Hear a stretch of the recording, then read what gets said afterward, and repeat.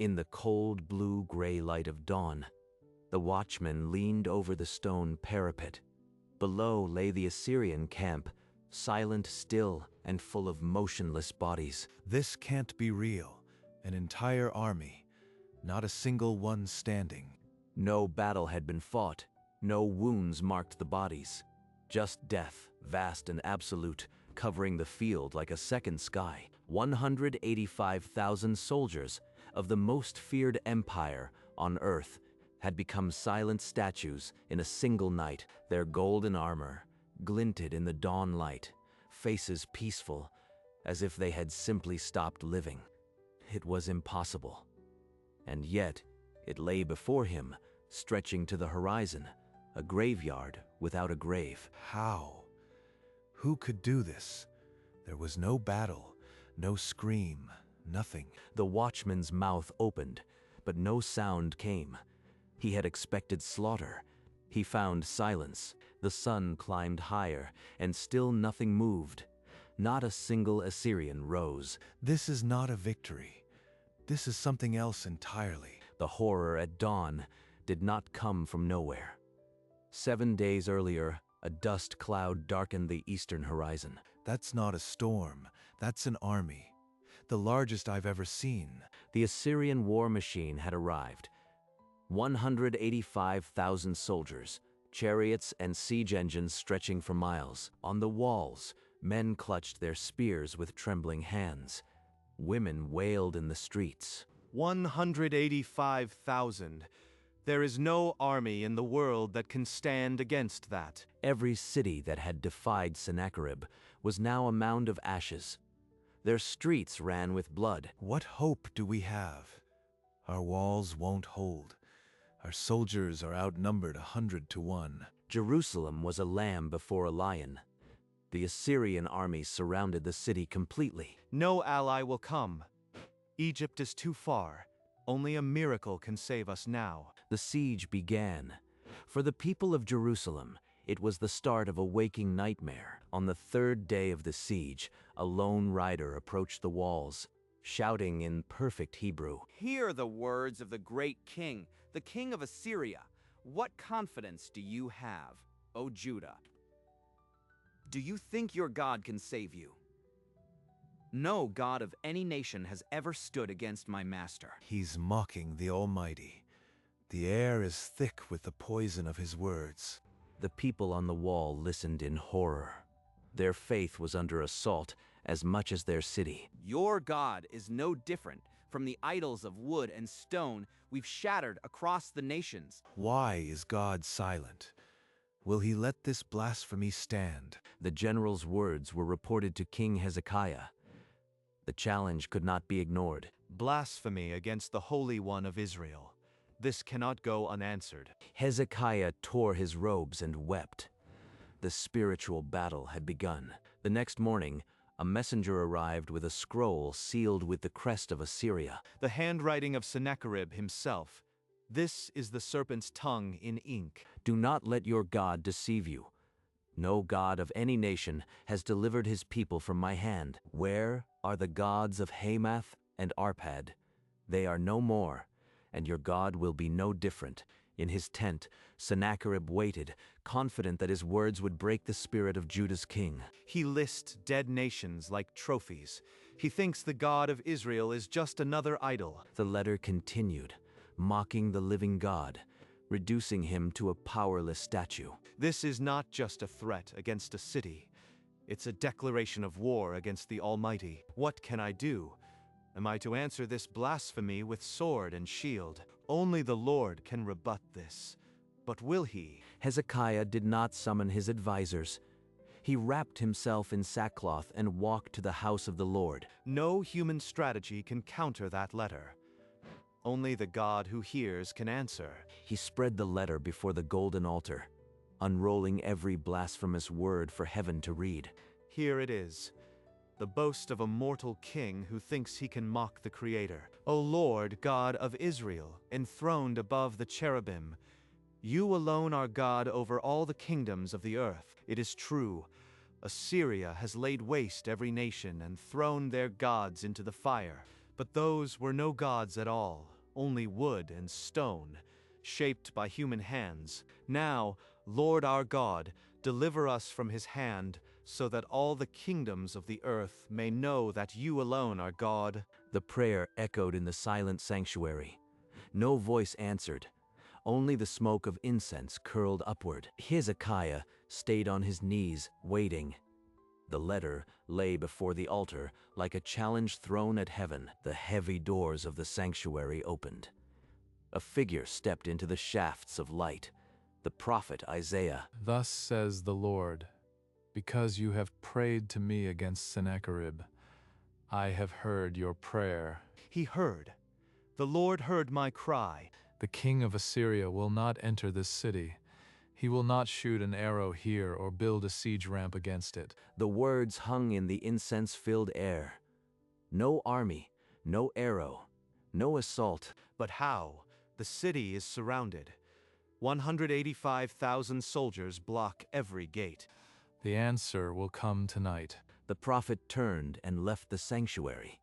The doors closed with a deep echo. Tonight, everything changes tonight. In the darkness outside the temple, the siege still held firm, but inside, a flicker of faith had ignited. As the sun bled into the western hills, Micah climbed the stone steps to his post.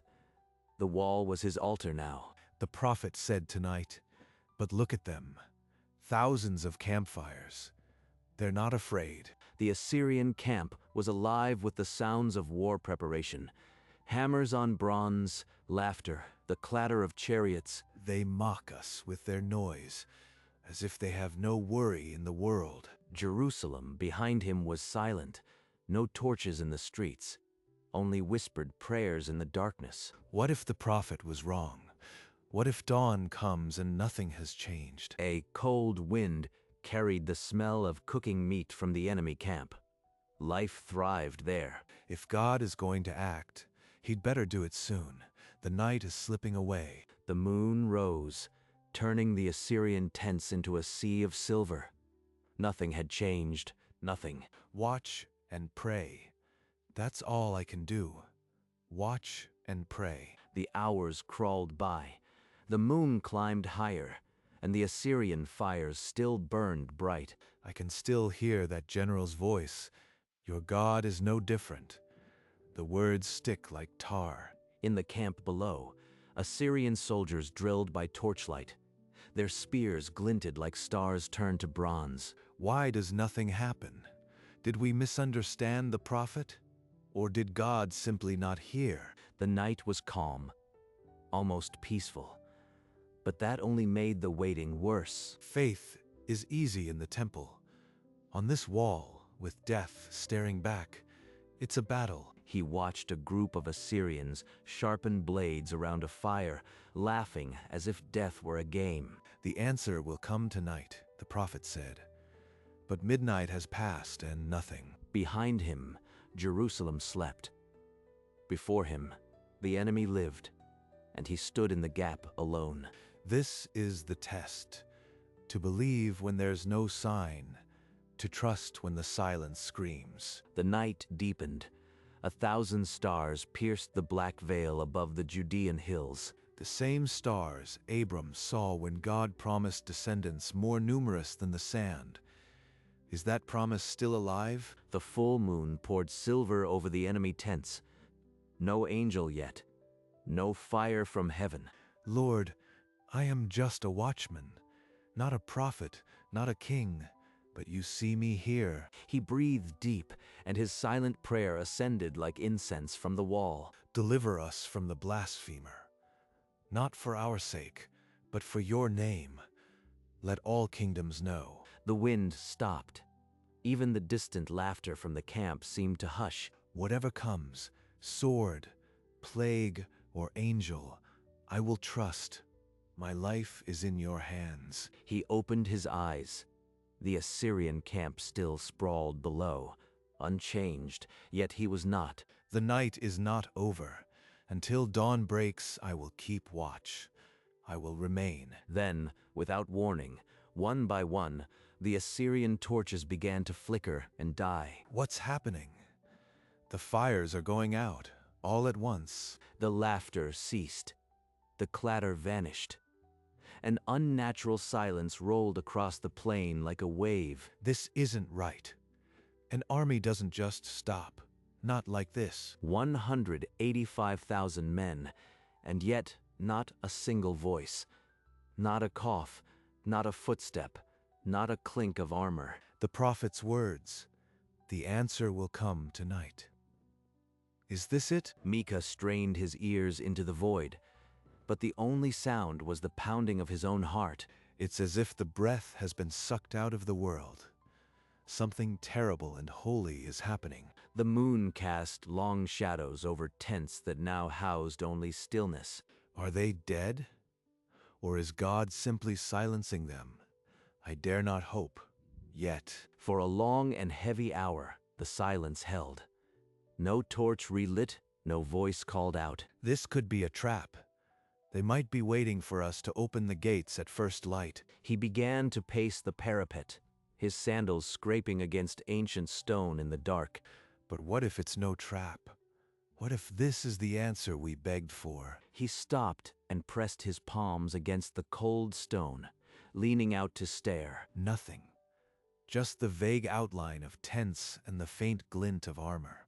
He remembered the prophet's words, "The answer will come tonight," and his heart pounded. This isn't a siege anymore. It's a waiting room for a miracle. He lifted his face to the stars and spoke aloud, not caring if heaven alone heard. God of Israel, if you have acted, let the morning prove it. I will see and believe. Unable to bear the silence alone, Micah strode to the eastern tower, where Joab kept his watch. Joab, are you awake? The camp. It's gone completely silent. You must see this. Silent? What are you talking about? They were laughing an hour ago. Joab followed Micah to the main parapet. Together they leaned over the ancient stones, peering into the void. I hear nothing. Not a man, not a dog. You are right. Something is very wrong. The prophet Isaiah said the answer would come tonight. This might be the hand of God. Or a trap to make us open the gates. Assyrians are cunning. I'd rather trust my sword. Even he doubts, but I sense it. Something holy has passed through this night. The two watchmen stood side by side, their torches the only light against an ocean of unnatural silence. I will believe until dawn proves me wrong. God has not forgotten his people. Joab shook his head and grabbed his spear. He had other posts to check before dawn. I must make my rounds. Shout if you see anything. Doubt dawn brings anything but trouble. Micah watched him disappear into the shadow of the tower, his footsteps fading until only the deep silence remained. Now I am alone again, alone with the silence and all my fears. He gripped the cold stone until his knuckles ached. Doubt gnawed at him like a rat in the grain. What if Joab is right? What if the Assyrians are waiting to strike at first light? But beneath the fear, a small flame of faith refused to die. He remembered the prophet's words. The answer will come tonight. That was the promise. I must hold on until dawn. He lifted his eyes to the fading stars. A sliver of lighter sky promised the sun was near. I will trust, even if I see no sign. My God is not wood or stone. The air itself began to change. A weight settled on the wall, thick and heavy, as if the heavens were pressing down. What is this?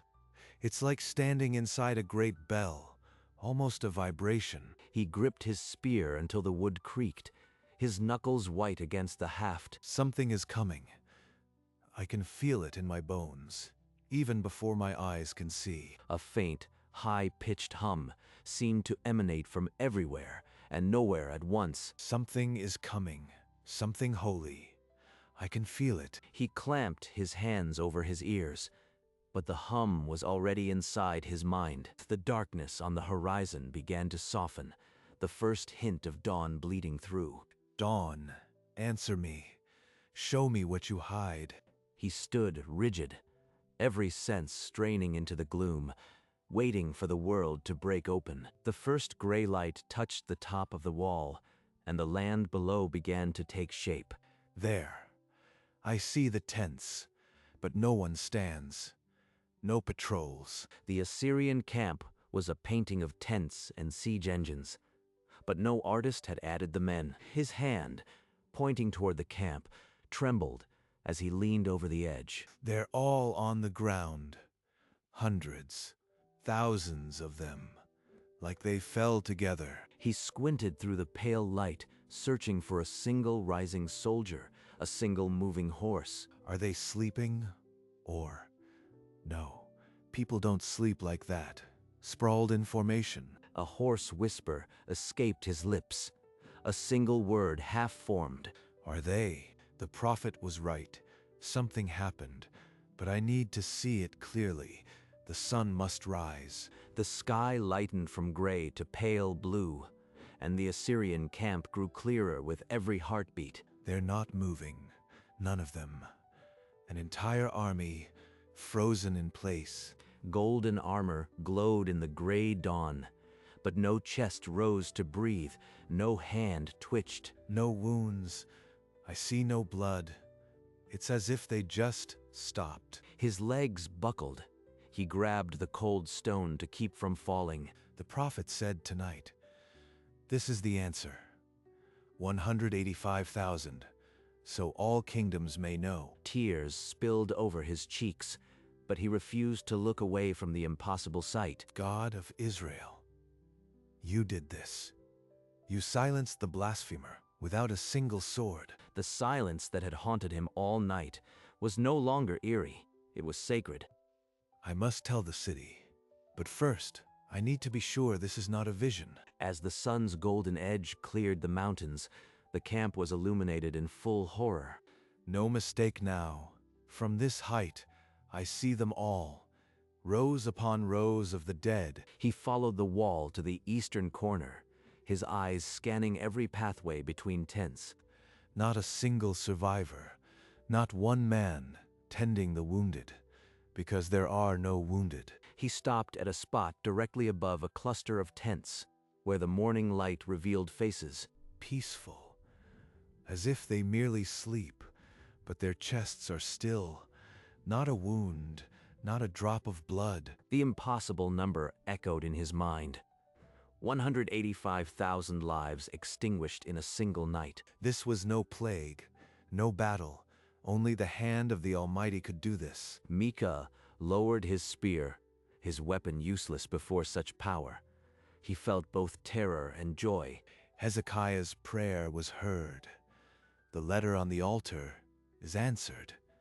Now the world must know. But before he could sound the alarm, a movement caught his eye at the far edge of the horizon. What is that? A cloud? Number? It's too bright, too deliberate. A colossal figure of pure light was receding into the desert, its outline vaguely human, yet impossibly vast. Micah raised his hand to shield his eyes, but the brilliance pierced through his fingers. The angel of the Lord, the destroyer. It was real. A faint shimmer, like the wingtip of a dove made of dawn, passed over the dead camp one final time. Then the figure diminished, fading into the golden glare until the horizon was empty. God of Israel, I have seen your messenger. I will never be silent. He rose to his feet, his limbs shaking, his eyes wet, but his spirit steeled. Now I must tell Jerusalem. The angel has come and gone. God has defended his name. Without another thought, Micah sprinted along the parapet, yanking the ram's horn from his belt. The blast shattered the morning silence, a deep, raw note that rolled over the city. Awake. The Assyrians are dead. Come to the wall. God has delivered us. Doors flew open. Women gathered their children. Men grabbed whatever weapons they had and rushed to the ramparts. Joab, look, I told you the answer would come. The whole camp lies dead. By the holy mount, there must be tens of thousands, not a single one breathing. The ramparts filled with people pressing against the stone. their cries of fear turning to shouts of joy. Some fell to their knees, others wept. A few simply stared, unable to process the silent field of gold and death. Not by sword, not by spear. The Lord himself has fought for us. In a single night, the blasphemer's boast had been silenced forever. King Hezekiah was brought to the rampart. The sackcloth still hung from his shoulders, but his eyes no longer held despair. Where are the gods of Hamath and Arpad now? The Lord has answered the boast of the blasphemer. This is our God. He alone is God over all the kingdoms of the earth. The people fell to their knees, a wave of worship rolling through the crowd as they realized what had happened. Hezekiah searched the crowd until he found the old prophet Isaiah, and he embraced him without a word. Thus the Lord has done what he said. No arrow shall enter this city, and no siege ramp shall be built against it. The promise on the altar, the prayer in the temple, all fulfilled. This dawn will be told for generations. Old men who had trembled at the Assyrian war cry now shouted with the voice of young warriors. Hezekiah raised his hands toward the rising sun, his silhouette a prayer made visible. Jerusalem was saved. The siege was broken without a single arrow fired. Yet the fate of the blasphemer himself remained unknown. In the golden courts of Nineveh, King Sennacherib waited on his throne, a carved smile of victory already spreading across his face. A breathless messenger stumbled through the doors, his garments torn, his eyes wide with something beyond fear. Speak. Has Jerusalem fallen? Tell me of their wailing and the smoke of their temple. My king, the camp is a graveyard. 185,000 men lie dead. No battle, no wounds, only silence. Lies. My army cannot fall to nothing. You will die for this blasphemy. But the truth could not be undone.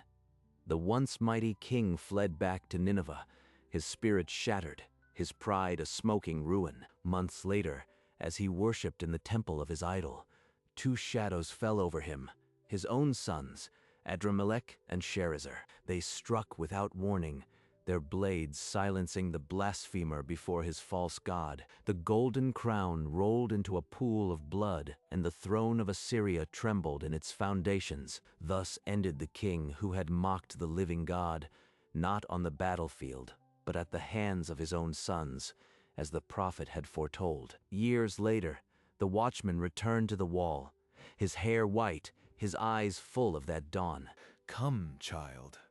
I'll tell you about the night God silenced an army. The boy looked where the old man pointed, toward the horizon that once held an angel. Right there.